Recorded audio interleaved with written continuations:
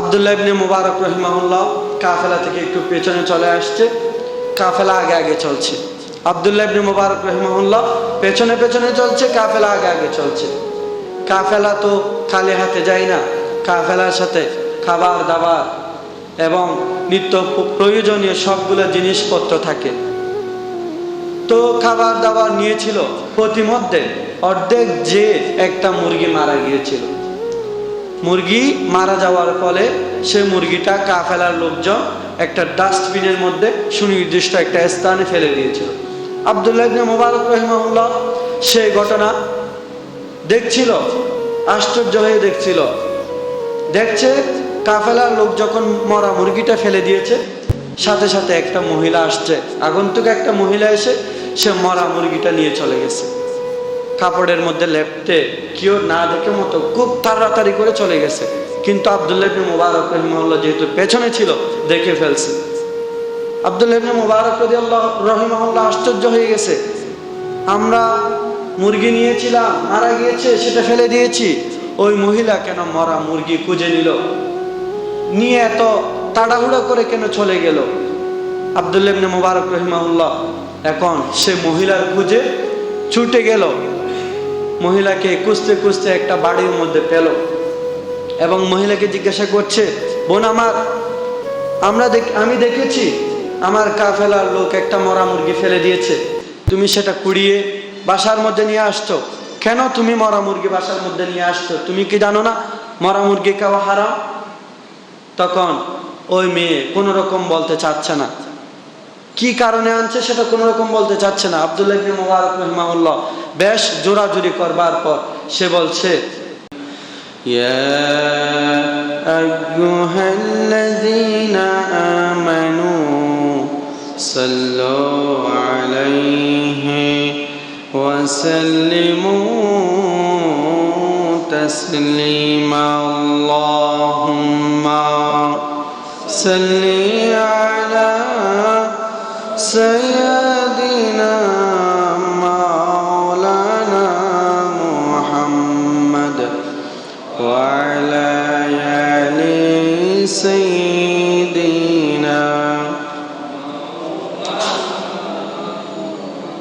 মোহাব্বতে জোরে সুরে পড়ি, আল্লাহুম্মা সাল্লি আলা সাইয়্যিদিনা মাওলানা মুহাম্মদ ওয়া আলা আলি সাইয়্যিদিনা।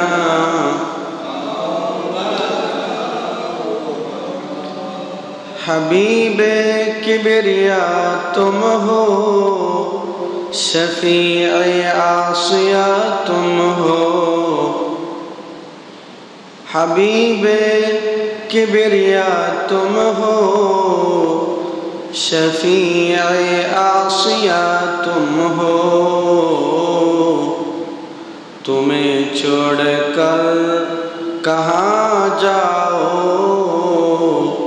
बताओ या रसूल अल्लाह। अल्लाहुम्मा सय्यदिना मौलाना मुहम्मद व अला आलि मौलाना मुहम्मद बलगल उला बिकमालिह कशफ الدجى بجماله حسنت جميع خصاله صلوا عليه وآله ربي صل وسلم وبارك عليه। উপস্থিত সমাগত মুসল্লিয়ানে কেরাম, মুরাব্বিয়ানে আযম, রব্বুল আলামিনের দরবারে আমরা সকলে শুকরিয়া জ্ঞাপন করি। এজন্য যে রব্বুল আলামিন পরপর দুইটা খুতবা, ইয়ৌমুল আরাফার খুতবা, এরপরে ইয়ৌম ঈদুল আযহার খুতবা, এরপরে পবিত্র জুমাবারের খুতবার জন্য আমাদেরকে আগে আগে মসজিদে সমবেত হওয়ার তৌফিক দান করেছেন, সেই রবের দরবারে শুকরিয়া জ্ঞাপন করছি। সকলে পড়ছি আলহামদুলিল্লাহ এবং লাখো কোটি সালাত ও সালাম দরুদের হাদিয়া প্রেরণ করছি সর্বকালের সর্বযুগের সর্বশ্রেষ্ঠ নবী, নবী রহমত, নবী নূরে মুজাসসাম জনাব মুহাম্মদ রাসূলুল্লাহ সাল্লাল্লাহু আলাইহি ওয়াসাল্লামের প্রতি আল্লাহুম্মা সাল্লি আলাইহি আল্লাহুম্মা বারিক আলাইহি। সম্মানিত মুসল্লিয়ানে কেরাম, চলছে হজের মৌসুম। আমরা গতকালকে ঈদুল আজহা শেষ করেছি। যাদের সামর্থ্য রয়েছে কোরবানি করেছি। রবের দরবারে একটা ফরিয়াদ করছি, রব আমাদের প্রত্যেকের কোরবানিকে কবুল করে নিন, আমিন। সম্মানিত মুসল্লিয়ানে কেরাম, এরপর আজকে জুমার নামাজ আদায়ের জন্য আমরা সমবেত হয়েছি। জুমার দিন এটা খুবই দামি একটা দিন। হাদিসের মধ্যে সপ্তাহের সর্বশ্রেষ্ঠ দিন বলা হয়েছে জুমার দিনকে। এই দিনে যারা আগে আগে মসজিদে আসে তারা সৌভাগ্যবান লোকদের অন্তর্ভুক্ত। এই দিন শুধুমাত্র কেবলমাত্র মানুষ জুমার নামাজ পড়তে আসে এরকম না, জুমার আলোচনা শুনতে আসে এরকম না। জুমার আলোচনা শুনবার জন্য ফেরেশতারাও আসে থাকে। যখন জুমার আযান হয় তখন ফেরেশতারা প্রতিটা মসজিদের গেটে দাঁড়িয়ে থাকে। কারা আগে আসছে তাদের নাম একটা স্পেশাল খাতার মধ্যে লিপিবদ্ধ করার জন্য।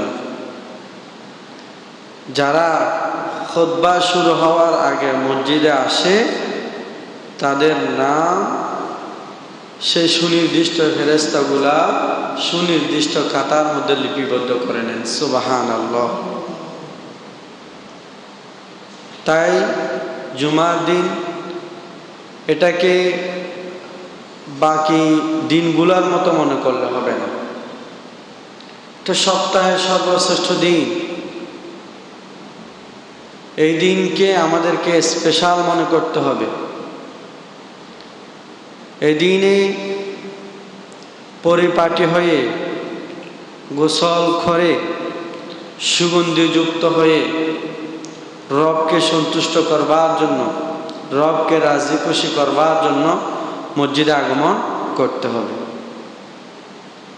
সম্মানিত হাজিরিন,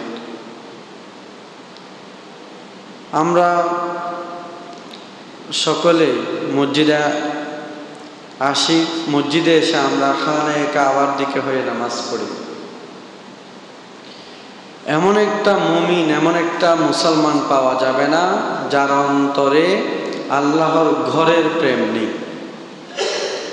আল্লাহর ঘর দেখলে প্রতিটা মুমিন মুসলমানের হৃদয়ে আলাদা একটা আবেগ কাজ করে। সেজন্য দেখা যায় ঘরে মসজিদে আল্লাহর ঘরে ছবি মানুষ টাঙিয়ে রাখে। এটাও একটা তাকওয়ার অংশ। আল্লাহ রাব্বুল আলামিন কোরআনুল কারীমের মধ্যে বলছে, ওয়ামান ইউআযযিম শাআইরাল্লাহ ফাইন্নাহু মিন তাকওয়াল কুলুব। এটা একটা অন্তরে যে তাকওয়া আছে সেটার প্রমাণ। নবীজির সবুজ গম্বুজের প্রেম নেই এমন একটা কোনো অন্তর নেই।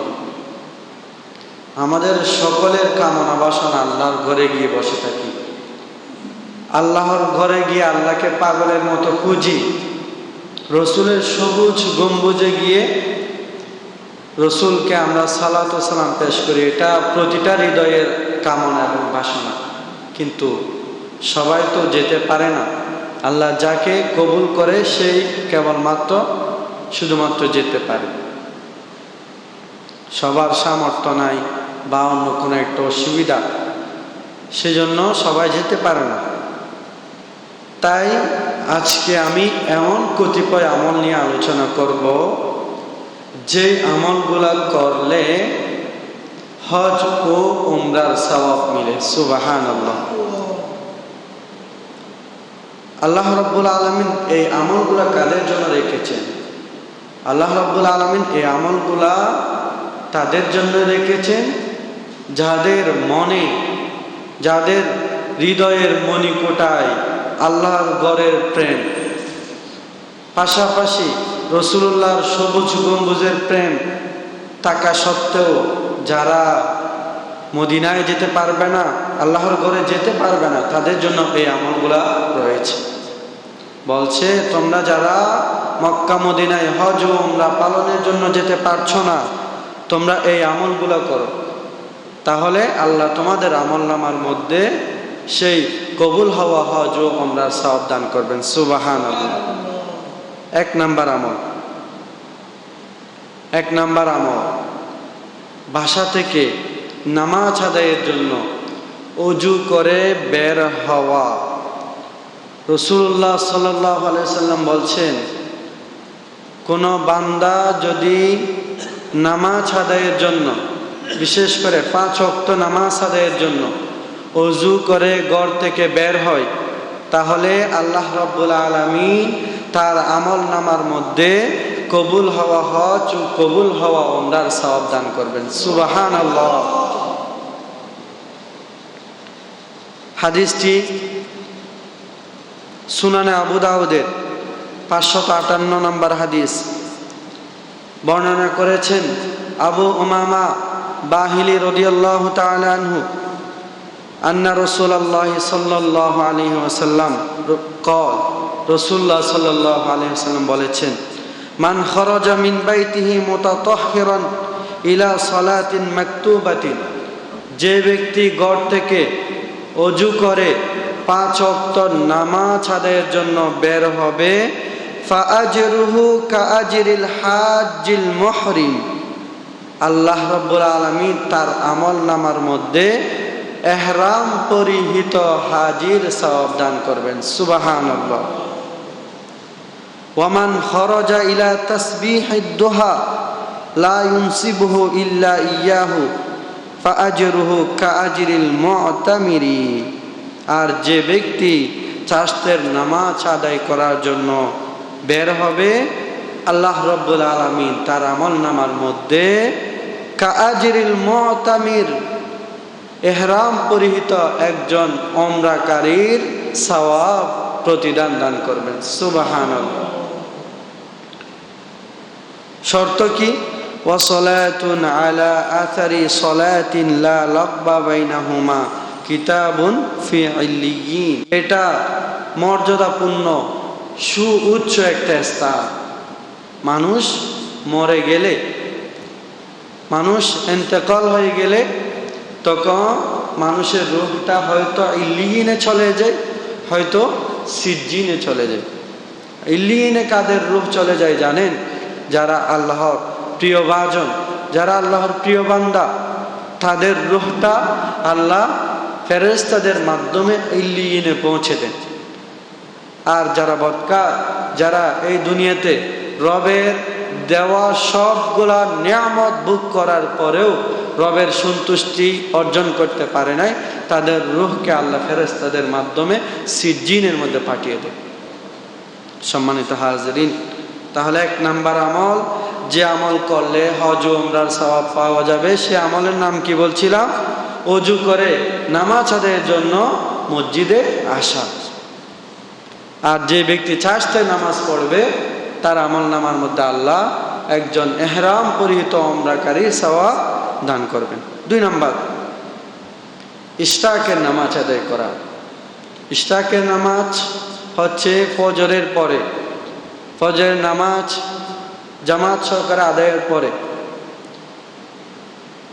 আপন স্থানের মধ্যে বসে জিকির আজকার তাসবিহাতে মশগুল থেকে যখন সূর্য উদিত হবে, সূর্য উদিত হওয়ার পরে গিয়ে 2 রাকাত নামাজকে বলা হয় ইশরাকের নামাজ। রাসূলুল্লাহ সাল্লাল্লাহু আলাইহি ওয়াসাল্লাম বলছে, যে ব্যক্তি ইশরাকের নামাজ পড়বে আল্লাহ রাব্বুল আলামিন তার আমলনামার মধ্যে একটি কবুল হওয়া হজ ও একটি কবুল হওয়া উমরার সওয়াব দান করবেন। সুবহানাল্লাহ। হাদিসটি বর্ণনা করেছেন রাসূলুল্লাহর প্রখ্যাত সাহাবী আনাস ইবনে মালিক রাদিয়াল্লাহু তাআলা আনহু قال رسول الله صلى الله عليه وسلم من صلى الغداة في جماعة ثم قعد يذكر الله حتى تطلع الشمس, যে ব্যক্তি ফজরের নামাজ জামাত সহকারে আদায় করবে, সুম্মা কাদা, যে স্থানে নামাজ আদায় করেছে সে স্থানে বসে থাকবে নামাজ আদায়ের পরে, ইয়াযকুরুল্লাহ, এবং সে স্থানে বসে বসে আল্লাহর জিকির আজকারের মধ্যে মশগুল থাকবে, হাত্তা তাতলুআ শামসু, সূর্য উদিত হওয়া পর্যন্ত, সুম্মা সাল্লা রাকাতাইন, সূর্য উদিত হওয়ার পরে 2 রাকাত সালাতুল ইশরাক আদায় করবে, কানাত লাহু কাআজরি হাজ্জাতিন ওয়া উমরা, আল্লাহ রাব্বুল আলামিন তার আমলনামার মধ্যে একটি কবুল হওয়া হজ ও একটি কবুল হওয়া উমরার সওয়াব দান করবেন। সুবহানাল্লাহ। قال رسول الله صلى الله عليه وسلم تامة تامة تامة, রাসূলুল্লাহ সাল্লাল্লাহু আলাইহি ওয়াসাল্লাম বলছে পরিপূর্ণ পরিপূর্ণ পরিপূর্ণ। এই শব্দটা 3 বার বলছে, পরিপূর্ণ কবুল হওয়ার হজ, কবুল হওয়া হজ ও কবুল হওয়া উমরার সওয়াব দান করবেন। সুবহানাল্লাহ। ইশরাকের নামাজ যে পড়বে ফজরের পরে তাহলে কবুল হওয়া হজ ও উমরা সওয়াব পাবে। 3 নম্বরে মসজিদে কোবায় আল্লাহর যে বান্দা নামাজ আদায় করবে আল্লাহ তার আমলনামার মধ্যে কবুল হওয়া উমরার সওয়াব দান করবেন। সুবহানাল্লাহ। রাসূলুল্লাহ সাল্লাল্লাহু আলাইহি ওয়াসাল্লাম বলেছেন, মান তাতাহহারা ফি বাইতিহি সুম্মা আতা মসজিদা কুবাইন, যে ব্যক্তি ভালোভাবে পুত পবিত্র হবে, পুত পবিত্র হয়ে মসজিদে কুবার মধ্যে আসবে, ফাসাল্লা ফিহি সালাতান, এবং সেখানে নামাজ আদায় করবে, কানা লাহু কাআজরি উমরাতিন, আল্লাহ রাব্বুল আলামিন তার আমলনামার মধ্যে একটি কবুল হওয়া উমরার সওয়াব দান করবেন। সুবহানাল্লাহ। আর একটু জোরে বলেন না সুবহানাল্লাহ। সম্মানিত হাজিরিন, 4 নম্বরে বলেছে রাসূলুল্লাহ সাল্লাল্লাহু আলাইহি ওয়াসাল্লাম একটি কবুল হওয়া হজ ও একটি কবুল হওয়া উমরার আমল। 4 নম্বরে রাসূলুল্লাহ বলছে রমজানে উমরা করা। আল্লাহর যে বান্দা রমজানে উমরা করবে আল্লাহ রাব্বুল আলামিন তার আমলনামার মধ্যে একটি কবুল হওয়া হজের সওয়াব দান করবেন। সুবহানাল্লাহ। অথবা রাসূলুল্লাহ সাল্লাল্লাহু আলাইহি ওয়াসাল্লাম বলেছেন, রাসূলের সাথে হজ আদায় করলে যে সওয়াব রমজান মাসে উমরা করলে সেই সওয়াব দান করবেন। সুবহানাল্লাহ। রাসূলের সাথে হজ করার ইচ্ছা নেই এমন কোন রাসূলের উম্মত আছে? নাই। সবার ইচ্ছা রাসূলকে দেখা, রাসূলের সাথে কথা বলা। রাসূলকে না দেখে, না শুনে, না বুঝে আমরা রাসূলের প্রতি কত ভালোবাসা প্রেম জাহির করতেছি, প্রকাশ করতেছি। সে রাসূলের সাথে হজ করার সওয়াব দান করবে রমজান মাসে উমরা করলে। সুবহানাল্লাহ। হাদিসটি বর্ণনা করেছেন রাসূলুল্লাহর প্রখ্যাত সাহাবী আব্দুল্লাহ ইবনে আব্বাস রাদিয়াল্লাহু তাআলা আনহু, রাইসুল মুফাসসিরিন যাকে বলা হয়। আন্নান নবী সাল্লাল্লাহু আলাইহি ওয়াসাল্লাম قال, রাসূলুল্লাহ সাল্লাল্লাহু আলাইহি ওয়াসাল্লাম বলেছে, উমরাতুন ফি রমাদান, রমজানে উমরা করা তা'দিলু হাজ্জাতান, আল্লাহ রাব্বুল আলামিন হজের সমপরিমাণ সওয়াব দান করবেন। সুবহানাল্লাহ।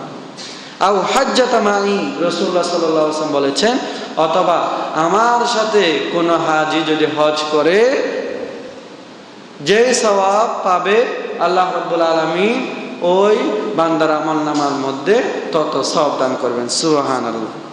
5 নম্বর, কোন হাজির সরঞ্জামের ব্যবস্থা কোন বান্দা যদি করে দেয়, রাসূলুল্লাহ সাল্লাল্লাহু আলাইহি ওয়াসাল্লাম বলেছেন সেও হজ করার সওয়াব পাবে। সুবহানাল্লাহ।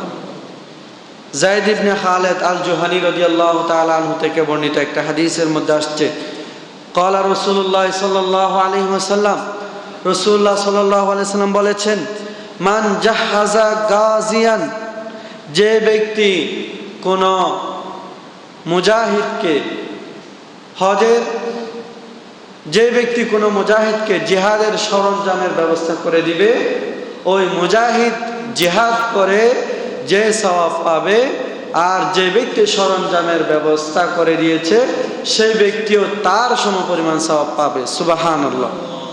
আও জাহাজা হাজ্জান, অথবা কোনো ব্যক্তি যদি কোনো হাজিকে হজের সরঞ্জামাদি ব্যবস্থা করে দেয়, ওই হাজি হজ করে যে সওয়াব পাবে, ওই ব্যক্তি, যে ব্যক্তি সরঞ্জামাদির ব্যবস্থা করে দিয়েছে, আল্লাহ রাব্বুল আলামিন তার আমলনামার মধ্যে ওই হাজির মতো পরিপূর্ণ সওয়াব দান করবেন। সুবহানাল্লাহ।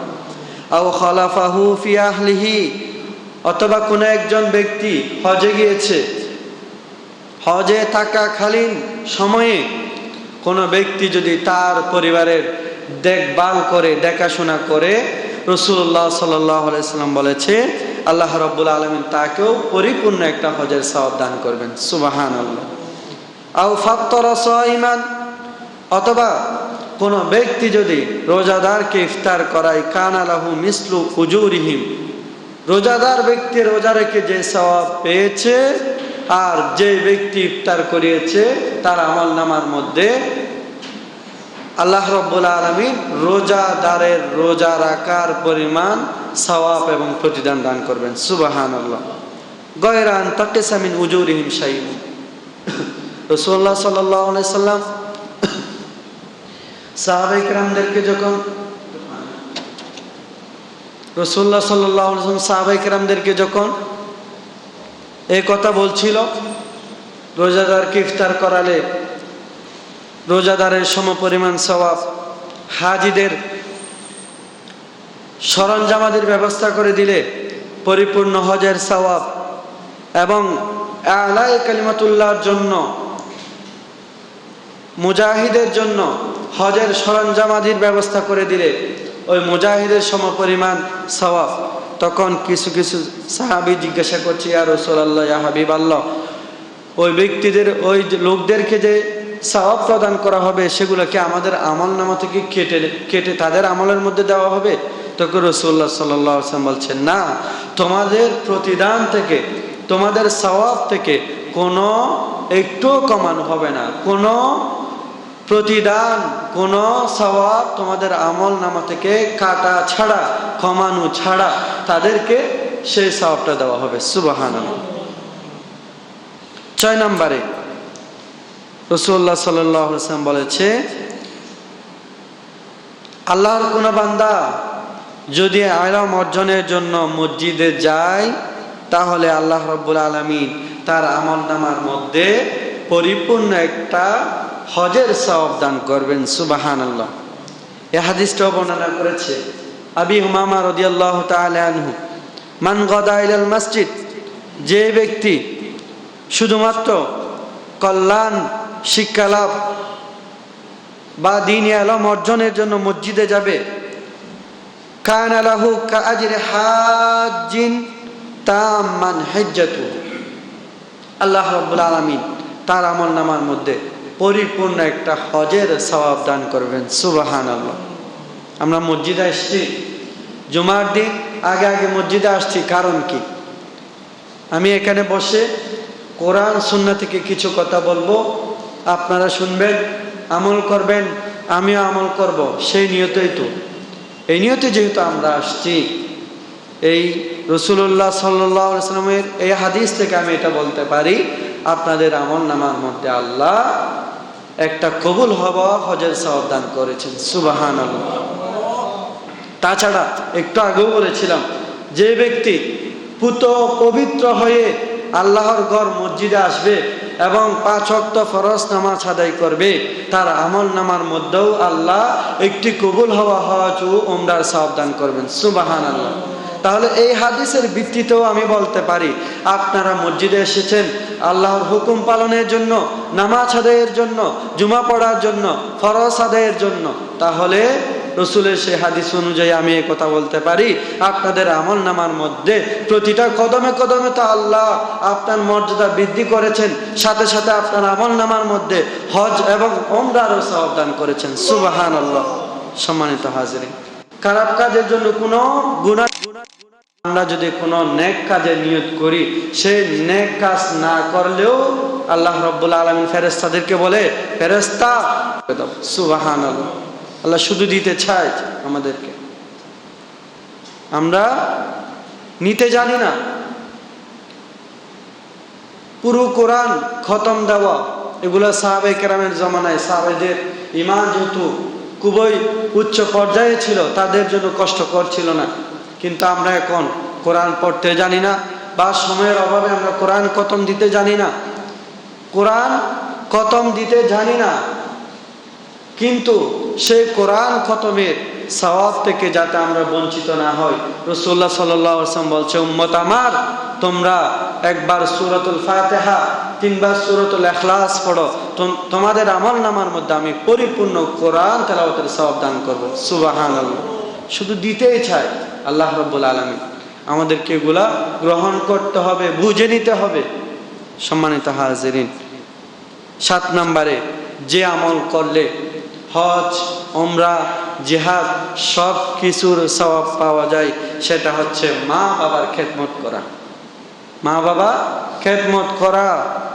আনাস রাদিয়াল্লাহু তাআলা আনহু থেকে বর্ণিত, আতা রাজুলুন রাসূলুল্লাহ সাল্লাল্লাহু আলাইহি ওয়াসাল্লাম, এক ব্যক্তি রাসূলুল্লাহ সাল্লাল্লাহু আলাইহি ওয়াসাল্লামের কাছে আসছে, ফাকালা ইন্নী আস্তাহিল জিহাদ ওয়ালা আকদিরু আলাইহি, এবং রাসূলুল্লাহ সাল্লাল্লাহু আলাইহি ওয়াসাল্লামকে বলছে, ইয়া রাসূলুল্লাহ, ইয়া হাবিবাল্লাহ, আমার খুব ইচ্ছা আল্লাহর রাস্তায় জিহাদ করব এবং শহীদ হয়ে যাব, কিন্তু আমি সক্ষমতা রাখি না, আমার শক্তিমত্তা কম, যার কারণে আমি জিহাদের জন্য আপনার দরবারে আসতে আপনি আমাকে জিহাদে নিয়ে যান না।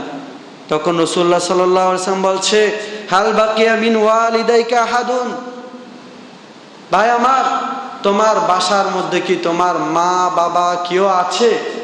তখন সে ব্যক্তি বলছে, ক্বালা উম্মি ইয়া রাসূলুল্লাহ, ইয়া হাবিবাল্লাহ, বাসার মধ্যে আমার মা আছে, আমার বাবা নাই। তখন রাসূলুল্লাহ সাল্লাল্লাহু আলাইহি ওয়াসাল্লাম বলছে, ফাবিলিল্লাহ ফি বিররিহা ফাইদা ফাআলতা যালিক ফাআনতা হাজ্জুন ওয়া মু'তামিরুন ওয়া মুজাহিদুন, যাও তুমি তোমার মা বাবার সাথে সদাচরণ করো। তুমি যদি মা বাবার সাথে সদাচরণ করো, মা বাবার সন্তুষ্টি যদি অর্জন করতে পারো, তাহলে রবও তোমার উপর সন্তুষ্ট হয়ে যাবে। রব সন্তুষ্ট হয়ে তোমাকে জিহাদের সওয়াব, হজের সওয়াব, উমরার সওয়াব, সব কিছু সওয়াব দান করবেন। সুবহানাল্লাহ। ফাইদা রাদিয়াত আনকা উম্মুক ফাত্তাকিল্লাহ, যদি তোমার মা তোমার উপর সন্তুষ্ট হয়ে যায়, তাহলে তুমি বাকি হুকুমের ক্ষেত্রে, বাকি বিধিবিধানের ক্ষেত্রে আল্লাহকে ভয় করো, তাহলে আল্লাহ তোমাকে তোমার উপর সন্তুষ্ট হবে এবং তোমাকে জান্নাত দান করবে। সুবহানাল্লাহ। সম্মানিত হাজিরিন, আজকে 7টা আমল বলছি, আর বেশি বলছি না। যে আমলগুলো আমি আবারও রিপিট করছি। 1 নাম্বার হচ্ছে নামাজ আদায়ের জন্য বাসা থেকে ওযু করে কোনো বান্দা মসজিদে আসলে তার আমল নামার মধ্যে আল্লাহ রাব্বুল আলামিন কবুল হওয়া হজ ও উমরার সওয়াব দান করবেন। সুবহানাল্লাহ। 2 নম্বরে ইশরাকের নামাজ 2 রাকাত, ফজরের নামাজ জামাত সহকারে পড়ে কোনো বান্দা যদি ইশরাকের নামাজ পড়ে 2 রাকাত, তাহলে তার আমল নামার মধ্যে আল্লাহ রাব্বুল আলামিন একটি কবুল হওয়া হজ ও উমরার সওয়াব দান করবেন। সুবহানাল্লাহ। 3 নম্বরে মসজিদে কুবার মধ্যে কোনো আল্লাহর বান্দা যদি নামাজ আদায় করে, তার আমল নামার মধ্যেও আল্লাহ রাব্বুল আলামিন একটি কবুল হওয়া উমরার সওয়াব দান করবেন। সুবহানাল্লাহ। 4 নম্বরে হচ্ছে রমজান মাসে কোনো বান্দা যদি উমরা করে, আল্লাহ পাক রব্বুল আলামিন সেই বান্দাকে একটি কবুল হওয়া হজের সওয়াব দান করবেন। সুবহানাল্লাহ।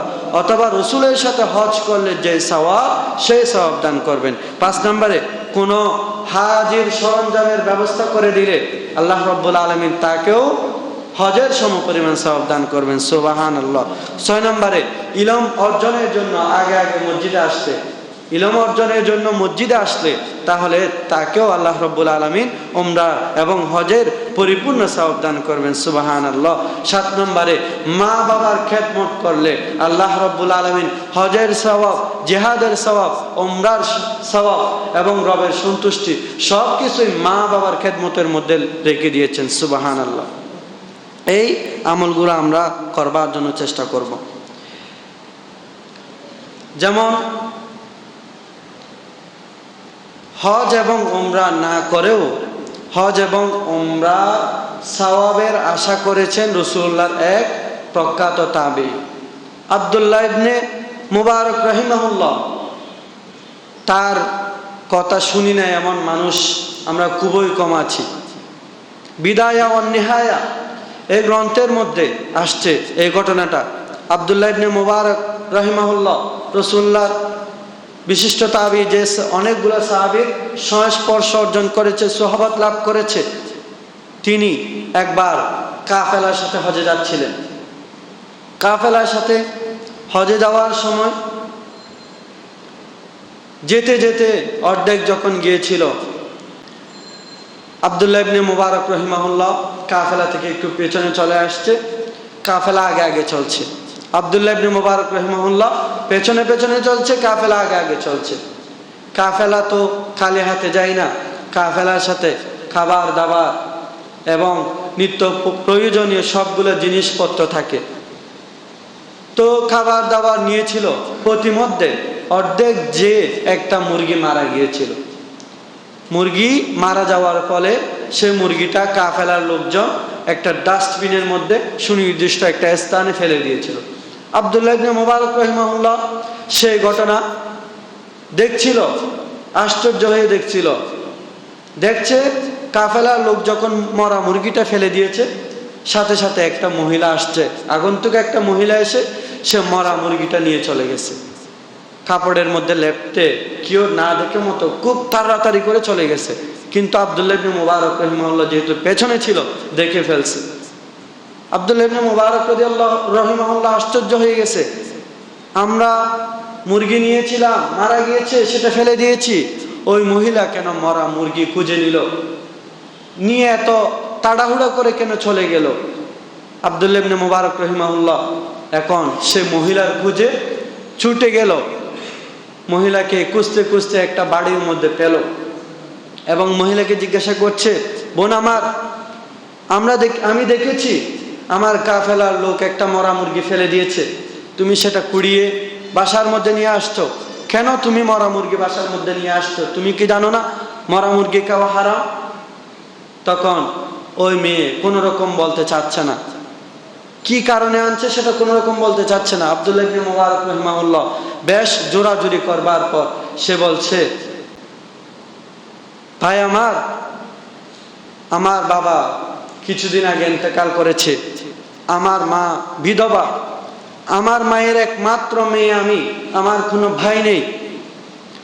আমার পারিবারিক অবস্থা এমন একটা পর্যায়ে চলে গেছে, আল্লাহ আমাদের জন্য যেগুলা খাওয়া হারাম সেগুলা খেয়ে বেঁচে থাকা আমার জন্য হালাল হয়ে গেছে। অর্থাৎ তার ঘরের মধ্যে কোনো কিছু নেই যেগুলো খেয়ে সে বেঁচে থাকবে, সেজন্য সে মরা মুরগি খুঁজে খেয়ে জীবন ধারণ করছে। আব্দুল্লাহ ইবনে মুবারক রাহিমাহুল্লাহ যখন এই ঘটনা শুনতে পেল, তার মনে দয়ার উদ্রেক হলো। সাথে সাথে কাফেলার মধ্যে আব্দুল্লাহ ইবনে মুবারক রাহিমাহুল্লাহ যে সাথী ছিল তাকে ডেকে বলল, সাথী আমার কয় দিনার তোমার কাছে আছে? তখন সাথী বলল, আপনার 200 দিনার আমার কাছে আছে। তখন আব্দুল্লাহ ইবনে মুবারক রাহিমাহুল্লাহ বলছে, আমি আর হজে যাব না, 200 দিনার এগুলো আমাকে দিয়ে দাও। আমার এখান থেকে আমার বাড়ি যেতে লাগে 40 দিনার, এই 40 দিনার আমি আমার প্রয়োজনে রাখছি, আর 160 দিনার আমার ওই বোনকে আমি আল্লাহর সন্তুষ্টির জন্য দিয়ে দিয়েছি। সুবহানাল্লাহ। তখন আব্দুল্লাহ ইবনে মুবারক রাহিমাহুল্লাহ তার সাথী ভাইকে বলছে, আমি আমার এই বোনের সহযোগিতায় আল্লাহর কাছে আশাবাদী, আমি হজে যেতে পারছি না, তাতে কোনো অসুবিধা নেই, তাতে কোনো আফসোস কাজ করছে না, আমি উমরায় যেতে পারছি না, তার জন্য আমার কোনো আফসোস কাজ করছে না। আমার বোনকে আমি সহযোগিতা করতে পেরেছি, সেই সহযোগিতার বদৌলতে আমি আল্লাহর কাছে আশা করি আল্লাহ আমাকে একটি কবুল হওয়া হজ এবং কবুল হওয়া উমরার সওয়াব দান করবেন। সুবহানাল্লাহ। সম্মানিত হাজিরিন, আপনাদেরকে এই মেসেজটা দিতে চাচ্ছি, অনেকগুলা আমল এমন আছে যে আমলগুলা করলে কবুল হওয়া হজ এবং উমরার সওয়াব মিলে। আমরা এগুলো করব, এগুলো করে রবের সন্তুষ্টি অর্জন করব, সৃষ্টিকে ভালোবাসবো, সৃষ্টির প্রতি আমরা দয়া দেখাবো। ইরহামু মান ফিল আরদ ইয়ারহামুকুম মান ফিস সামা। রাসূলুল্লাহ সাল্লাল্লাহু আলাইহি ওয়াসাল্লাম বলছে, তোমরা সৃষ্টির প্রতি যদি দয়া দেখাও তাহলে স্রষ্টা স্বয়ং নিজেই তোমাদের উপর দয়া প্রদর্শন করবে। সুবহানাল্লাহ। আল্লাহ পাক রব্বুল আলামিন